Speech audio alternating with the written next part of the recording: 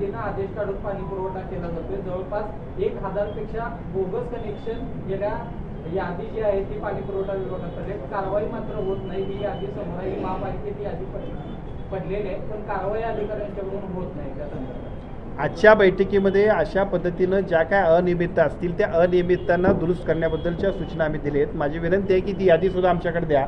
जर ती यादी चुकीची असेल तर तात्काळ कारवाई आजच्या बैठकीच्या अनुषंगानेच आम्ही निर्देश देतोय. आज द्या, लगेचच्या लगेच आपण सुधारणा आपण करू. बैठकीमध्ये म्हटलं की कोल्हापूरच्या संदर्भातली एकही पॉझिटिव्ह बातमी येत नाही, त्याची खंत वाटते. आम्हाला देखील या बातम्या दाखवताना खंत वाटते, कारण आम्ही ज्यावेळी कॅमेरे घेऊन जातो त्यावेळी लोक येऊन सांगतात की आम्हाला हे प्रॉब्लेम आहेत. एका ठिकाणी 10 लोक गोळा होतात, रस्ते व्यवस्थित नाहीत, खड्डे सगळीकडे पडलेले आहेत.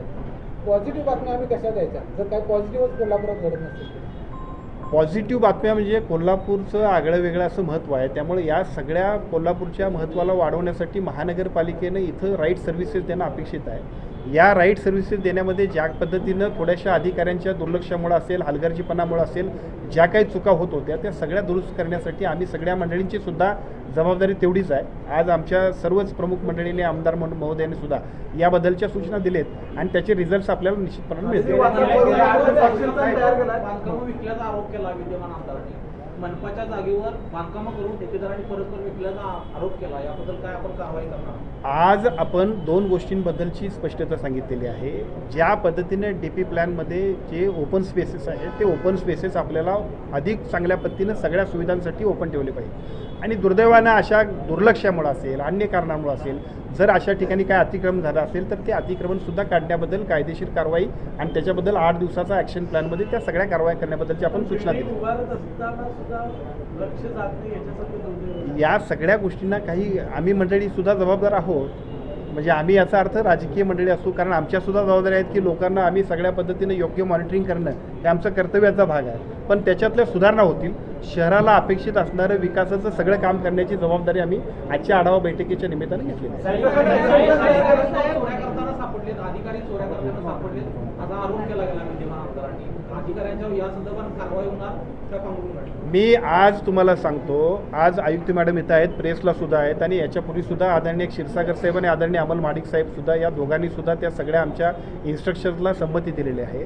पाणी पुरवठ्यामधले दोषी, बांधकामामधले दोषी, छोट्या मोठ्या लोकांना त्रास देणाऱ्या आणि साधारणतः सामान्य नागरिकाला ज्याने विनाकारण नाडलं असेल त्या प्रत्येकाच्यावरती कठोर कारवाई होईल आणि त्याचे रिझल्ट दिसतील.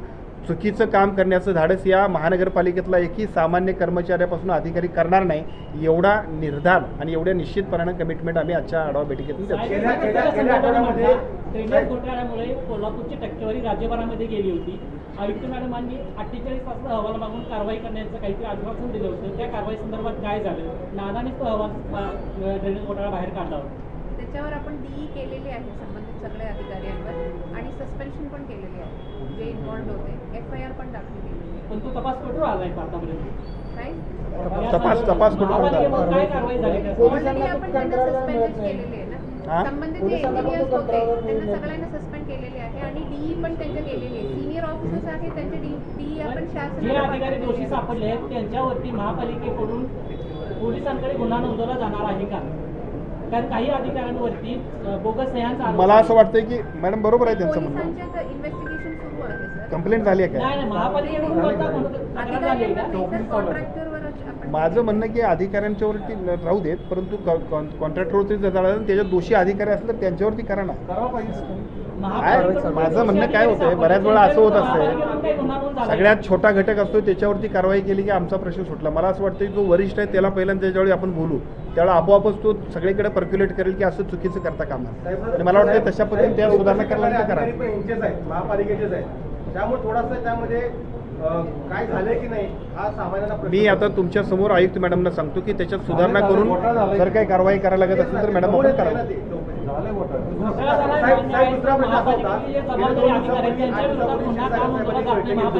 या बैठकीमध्ये पण अधिकाऱ्यांना फायर करण्यात आलं होतं. पूर्ण कामाचा त्यांचा लेखाजोखा केला.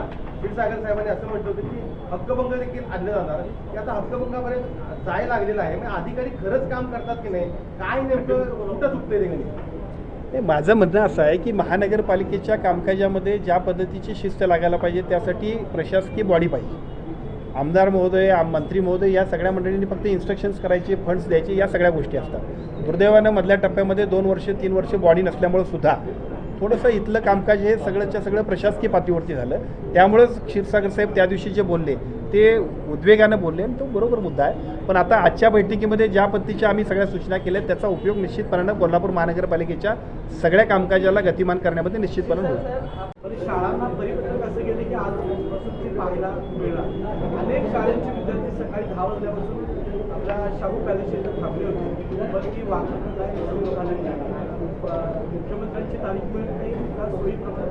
नाही, मुख्यमंत्र्यांचा 2 तारखेला दौरा अपेक्षित होता आम्हाला, परंतु ती वेळ झाली नाही. पण त्याच्याबरोबर ही थोडीशी अशी म्हणजे मुलांना बोलवलं असताना प्रवेश मिळाला पाहिजे होता. पण थोडंसं काय नेमकं आहे बघायला पाहिजे, आपण बघून शिक्षण विभागानं परिवर्तन सेवा काढलेली आहे. 6 शाळेची लहान विद्यार्थी आणि ती समन्वयाचा अभाव असला तर तो तात्काळ आम्ही त्याला सूचना देऊ. कारण अपेक्षित असं आहे की मुलांना या सगळ्या वाघनख्यां बघण्यासाठीचं जे काय आपण बोलवतोय त्यावेळेला त्याचं नियोजनही पाहिजे आणि आपल्या सगळ्यांच्यासाठी खूप प्राऊड फिलिंग अशा पद्धतीचा तो एकूणच कार्यक्रम असणार आहे. त्यामुळे त्याच्या नियोजनात काय अजून अनियमितता असतील तर तात्काळ आम्ही आताच्या आता ह्या बैठक आठवल्यानंतर सूचना देऊ. राज्याच्या सरकारी रुग्णालयांमध्ये साफसफाईवरून दुरास्त आहे. रुग्णांकडून यावर संताप व्यक्त केला जातो. 130 कोटींचा निधी मंजूर झाला, पण साफसफाई अद्याप झालेली नाही अशी परिस्थिती आहे. राज्यातल्या आरोग्य व्यवस्थेतल्या स्वच्छतेच्या बद्दलचं जे काही टेंडर काढायचा विषय आहे, पूर्वी एक टेंडरच्या संबंधातला काही कोर्टात विषय होता. त्या कोर्टातल्या विषयाला एका बाजूला उत्तर देणं आणि दुसऱ्या बाजूला स्थानिक स्तरावरती या सगळ्याच्या ऑर्डर्स काढण्याबद्दल आपण सूचना दिली.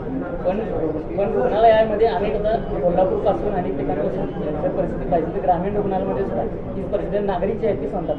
त्याच्याबद्दल आपण सूचना दिल्या आहेत. पूर्वीच्या कामामध्ये ज्या काही अनियमितता त्रुटी होत्या त्यासाठी सुधारित पद्धतीनं टेंडर्स काढतोय आपण. कारण एका बाजूला क्वालिटी मेडिसिन बरोबर स्वच्छता या 2 गोष्टी खूप महत्त्वाच्या आहेत.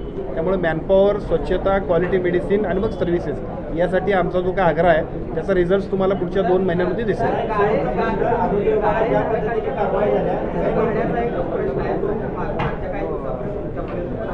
काय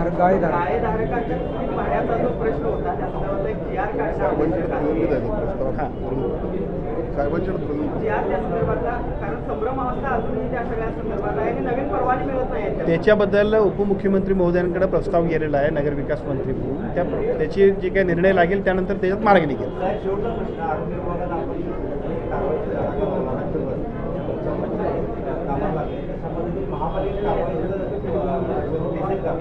आज दोन्ही आमदार महोदयांनी ज्या पद्धतीने इथं काही इन्स्ट्रक्शन्स दिले त्याचा रिझल्ट तुम्हाला पुढच्या 8 दिवसांमध्ये एवढा चांगला दिसेल की निश्चितपणाने लोक आपल्या सगळ्यांना त्याच्यामध्ये